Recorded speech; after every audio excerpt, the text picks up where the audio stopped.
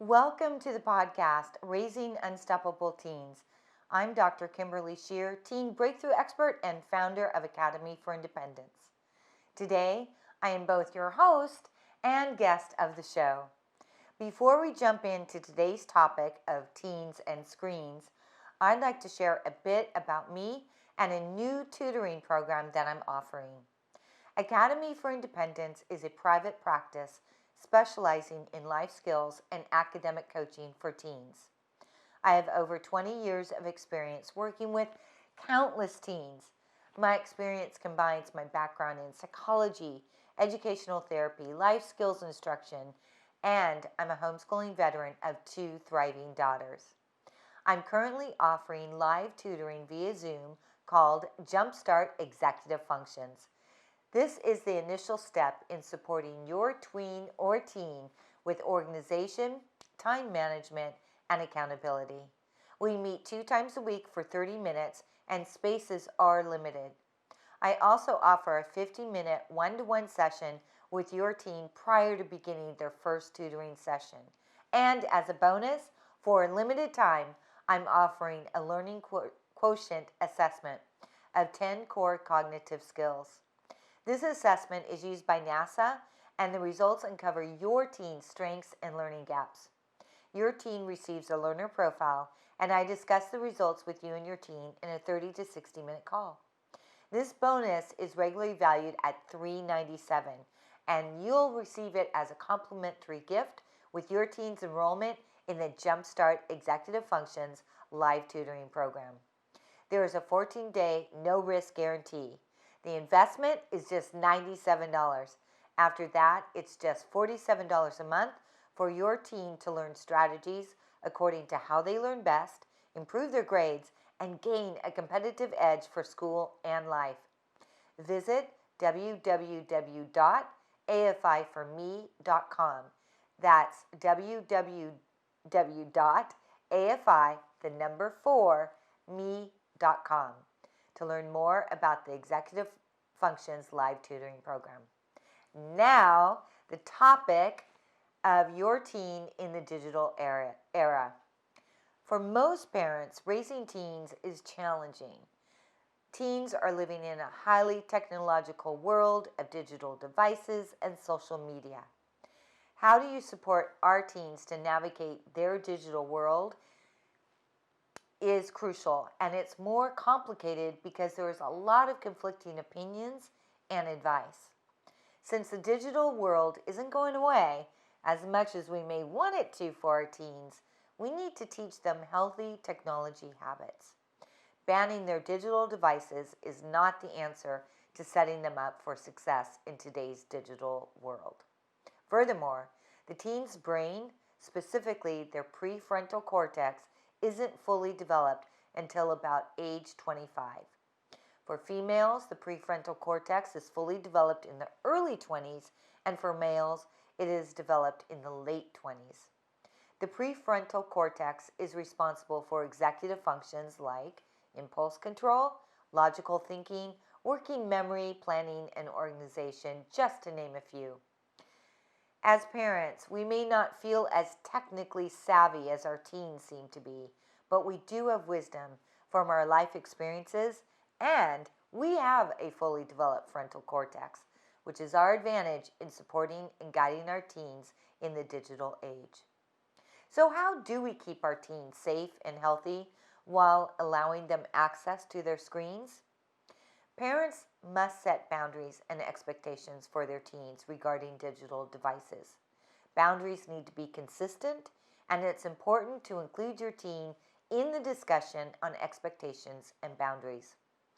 During the discussion, we need to listen to our teen's perspective so that they feel that their input has some merit. But we also need to explain to them the reasons for the specific boundaries we are setting. Teens often value boundaries even though they may never express it to you. I want to emphasize that banning teens from technology is not a recommended punishment for mistakes they make while using their cell phones, tablets, etc., because that only encourages them to hide a digital issue, such as cyberbullying, pornography, predators, or other inappropriate content. They are likely to turn to their friends and receive misinformation rather than open up to you and receive facts and support with handling this situation safely. With that said, should their grades be declining because they are not respecting the boundaries of a digital curfew, for example, then taking the cell phone away for a day or until their assignments are completed is a fair punishment. I just want to underscore the distinction between banning use on digital devices for not respecting any of the boundaries and expectations of completed homework assignments and grades versus making mistakes due to their impulsivity or lack of judgment and forethought about the consequences of their actions. There isn't an agreed upon amount of screen time for teenagers from experts. Of course, there are guidelines and professional opinions, but it's important that you determine the amount of screen time per day that works for your household. With remote learning, our tweens and teens are spending a considerable amount of time on their tablet or laptop, and thus the amount of screen time required for learning has increased due to the pandemic. But screen time for learning is different than recreational screen time. It is important that you're aware of what your teen is doing online. Are they actively engaged in the online activities such as gaming, or are they passively watching tons of TikToks? Teens can easily lose track of time and may turn into a digital zombie without realizing it. Teens become so engaged in these pleasurable screen time activities that they lose track of time. Time flies when you're having fun, so giving them a time limit to monitor themselves often does not work, which can leave you and your teen feeling frustrated. There are apps and internet software where you can set a cutoff time automatically. This may spare you frustration. Since some games are played with teams and points are earned, tracked, and play is continuous, these games should be reserved for the weekend when your teen has some more time to spend gaming. But even these games need to have a time limit. Another factor to always keep in mind as a parent is whether or not their screen time is age appropriate and safe. Screen time needs to be considered with respect to time management. Time management has nothing to do with time and everything to do with priorities. So let's start with healthy priorities for your teen. This is a general guideline, although most of it is backed by science. Every teen is unique, so practice what works for your family and leave the rest, or take one step at a time instead of making a drastic change. For optimal learning and brain power, teens need 8 to 10 hours of sleep per night. Note that the hormone melatonin, which causes sleepiness, is produced later in teens than in children and adults. This is the reason your teen may have more difficulty falling asleep before 11 p.m. or midnight.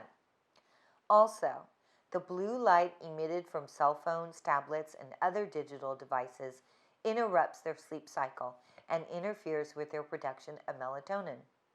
The fast-paced screen time hyper-arouses the brain and can overload their nervous system, which can impede your teen's focus and attention for the teacher's lectures in the morning, but also adds to their difficulty with falling asleep at night. Sometimes, teens need to finish their homework or study for an exam before bed. In these cases, they can wear blue light protective glasses, which can help their eyes from absorbing the blue light. 3 tips to help your teen have a good night's sleep are: set a digital curfew, which should be at least 60 to 90 minutes prior to bedtime, and limit their digital time in the morning to no more than 15 minutes of texting or checking emails. Keep in mind that the curfew applies to all family members. Also, they may need more extended breaks from technology during the course of their day or on weekends. Tip number 2, have tech-free zones in your home, with the bedrooms being one of those zones. All digital devices can be placed in one location to charge overnight in a central area in your home. Tip number 3, Encourage your teen to have a nighttime ritual, which may include a bath or shower, reading or journaling, listening to calm music, or even watching TV with the family to wind down. 60 to 90 minutes of physical exercise each day is also recommended. The time can be broken down into 20-minute chunks 3 times per day if that works better for your teen. But getting out in nature and exercising helps your teen to have a clearer mindset, sparks their creativity, and can give them a sense of control in the chaotic times of 2020. Exercise also releases feel-good chemicals, so your teen gets a boost to their mood. Serotonin is one of those chemicals, which lowers the risk for depression. Exercise can also help your teen to feel more alert and focused because norepinephrine is released. Norepinephrine, which is a hormone and a brain chemical, also boosts memory retrieval. 3 tips to help your teen get their daily dose of exercise are: support your teen with scheduling exercise on their daily calendar. When we write our to-dos on a calendar, we are more likely to follow through. No cell phones while exercising on their own, because this defeats having a break from digital devices. However, music is a great motivator, so instead of playing music on their cell phones and being tempted to go on social media or text a friend, a separate MP3 player would be a great investment. Tip number 2, offer to exercise with your teen or participate in a Zoom class. Yes, this is still screen time, but it's getting your teen active and connecting with others.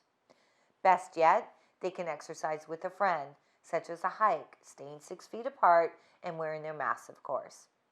No cell phones while exercising outdoors alone. And tip number 3, remind them that their recreational screen time is dependent upon them getting exercise daily, which should be moderate to vigorous exercise 3 times a week at least. Teens also need recreational time with friends, engaging in an activity other than digital media. This is important for their emotional health and for them to feel connected. For example, playing a game of basketball or baking cookies. Encourage your teen to be creative when thinking about an activity. If you are concerned about COVID, then having some one-to-one Zoom time with their bestie is an alternative. Maybe they can sign up for a yoga or a guitar class together and then chat afterwards about the class and how they're feeling about things and other concerns, as opposed to sharing YouTube videos, TikToks, or video games. Another factor to always keep in mind as a parent is whether or not their screen time is age appropriate and safe. You need to be aware of what apps, websites, games, and social media platforms that your teen has access to or installed on their devices. Many apps and online games now have chat rooms, and teens are naturally vulnerable because they want to establish connection and feel like they belong, so they can easily be preyed upon by online predators. So let your teen know that there will be periodic checks as part of the agreement to have the privilege of a cell phone, gaming time, and recreational screen time. Review privacy settings on your teen's phone and let your teen know that there will be occasional random phone and online audits, and let them know it's because you want to know who they are interacting with. You can also install internet filtering software on all internet connected devices. You want to have these audits in the presence of your teen so that they don't feel betrayed by your invasion of their privacy. If they complain, "You don't trust me," simply tell them, if there is nothing to hide, then there's nothing to worry about. Over time, and once trust is established, you won't need to do this as often. Have all digital devices publicly accessible in your home so that you can monitor their activity. If devices are in an open area, your teen is less likely to risk going to sites that are questionable or inappropriate. There also needs to be rules about no texting while driving or crossing the street and no sharing of personal information or photos online. Appropriate social media photos are okay, but the rules around their posts should be discussed. Tell your teen that posts don't go away, even though they may not see them any longer and some time has passed. If they wouldn't spread it on the first page of Google for everyone to read about, then they shouldn't post it. Teens need to know that what they do online leaves a digital imprint. So ads and other posts related to their online searches may start popping up in their feed. Again, they may need your assistance with blocking ads, a bully, or reporting certain posts. Assure them that their devices won't be taken away if they come to you for help to stop inappropriate content from being displayed in their feed. Establish tech-free zones. Include your teen in this discussion. When you include your teen and educate them as to the reasons for the boundaries you are setting, they are much more willing to comply. That isn't to say they won't try to get away with not respecting the boundaries, but unnecessary conflict can be avoided when your teen has a better understanding of the reasons for the boundaries and that you listen to their input. Some recommended tech-free zones are, as we discussed, your teen's bedroom, because as previously stated, the blue light emitted from digital devices interrupts their sleep. Buy your teen an old-fashioned alarm clock so they don't rely on their phone's alarm to wake them up. Also, if they are using their devices in their bedroom, you can't monitor who they are interacting with and what sites and apps they are using. This could put them in danger because they may take more risks while in the privacy of their bedroom. No devices during meal times. In this fast-paced society, meal times allow everyone to slow down, connect, and interact as a family.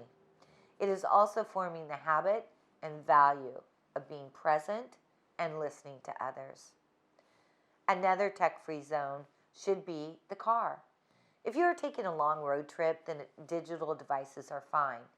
But on short trips, the car is actually a great place for conversation because your teen is sort of held captive. You can initiate a topic and share your perspective on it, and then ask your teen about their thoughts, or if they have any other ideas about the situation, to get a conversation started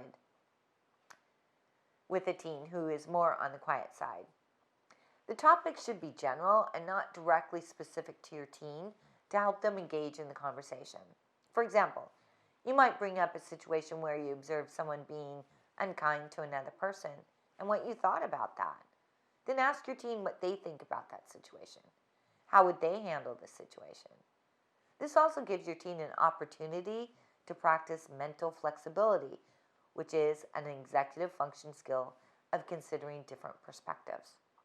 However, if your teen just grunts or shrugs their shoulders, that's okay.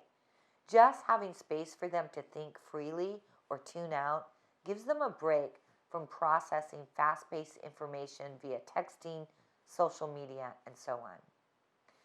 Check in with your teen or set up some monitoring system if you have concerns about who they are interacting with online. The topic of online safety and discussing different scenarios is a continuous conversation. Working memory, another executive function skill of the underdeveloped prefrontal cortex in teens, is not at its peak performance. Teens forget easily and they need reminders, especially when it comes to online safety. So, frequently remind your teen about cyber safety risks. This goes for teens who may be older and haven't had to deal with some of these challenges. After all, cyber safety and detecting predators and scammers and knowing how to respond to them and other dangerous situations is a life skill that can protect them in the future. Educate your teen about the warning signs of online predators and scammers. Let your teen know that they are highly manipulative and they know that one of the best times to lure your teen is at night, when they are most vulnerable, which is another reason to not be on a digital device at night. What makes teens more vulnerable at night? Well, their emotional and impulsive center of the brain, the amygdala, is your teen's default, and it's more triggered at night when their logical thinking is more at rest. Therefore, they are easier targets at night. Informing your teen on some of the lures these predators might use and some of the warning signs is actually empowering for your teen. When they are aware of some of the danger signs, they can detect a potential threat or manipulation more readily. We also need to inform them of how to respond should they encounter some of these predators, cyberbullies, or requests for nude photos. In fact, offer your teens some real-life scenarios and ask them how would they handle it. Then give them some other ways of dealing with the scenario that will keep them safe. Most importantly, let your teen know that they can come to you if in doubt or with any concerns without getting into trouble or having their cell phone or laptop taken away as a punishment. When they know that they won't be punished by having their devices taken away for mistakes they've made online, they're going to be more apt to come to you for solutions and advice. Let them know that you will believe them and that we all make mistakes. That's how we learn to make a better choice the next time. Otherwise, they may go to a friend who is likely to give them misinformation or poor advice about how to handle the situation, and thus your teen is still at risk. Lastly, there is such a thing as digital citizenship. This topic concerns respect and boundaries of interacting with others online or on social media. For example, you may have a boundary that no pictures of other family members won't be posted without prior permission. Let your teen know that this applies to you too. So the next time you take a family photo or a photo of your teen, ask them if you can post it to your social media. If they respond no, then respect that. If you're respecting the boundaries you have set for your teen, they are more likely to respect them too. Digital citizenship also includes kindness while interacting on social media and zero bullying. And it includes an agreement that they will seek parental advice if they are mistreated, bullied, or attacked on social media. I believe that having a family media plan is essential. A great online tool is the Family Media Plan developed by the American Academy of Pediatrics, and I will put the link in the show description. What's cool about this online tool is that you and your teen can fill it out together concerning tech-free zones, digital citizenship, and the boundaries around recreational screen time. It even provides different ideas for recreational screen time and more. The family media plan can be printed so you can post it in your home for all family members to use as reference, and it serves as a reminder. In addition, they have a media time calculator. You and your teen can input the time they are on the screen for remote learning, time for chores, exercise, sleep, etc. After you input the data, it calculates the amount of time left for recreational screen time each day. What I love about this calculator is it teaches teens to manage their time around their priorities of well-being and learning, which is a transferable skill to time management in general. Also, it objectifies the recommended amount of screen time, so they are less likely to blame you for being overprotective, controlling, or any other complaint they may have about you putting a plan in place. Technology is here to stay, so we need to teach our teens how to harness its potential and also how to minimize any potential risks. This means our teens must learn safe, healthy, and helpful ways to use digital devices. For further in-depth information, I recommend the book Raising Your Child in a Digital World by Dr. Christy Goodwin. Also, Common Sense Media is a great resource for age-appropriate and current TV shows, apps, video games, movies, and more. I will also post that link in the show description as well. This concludes the show. Be sure to check out this episode on Apple Podcasts, Spotify, and Voice America. It would be awesome if you shared this episode with your family and friends. And please give it a rating on Voice America or Apple Podcasts if you like this episode. Lastly, check out the services, especially the live tutoring, on my website at www.afi4me.com. That's afi4me.com. Here's to unstoppable teens, unstoppable dreams.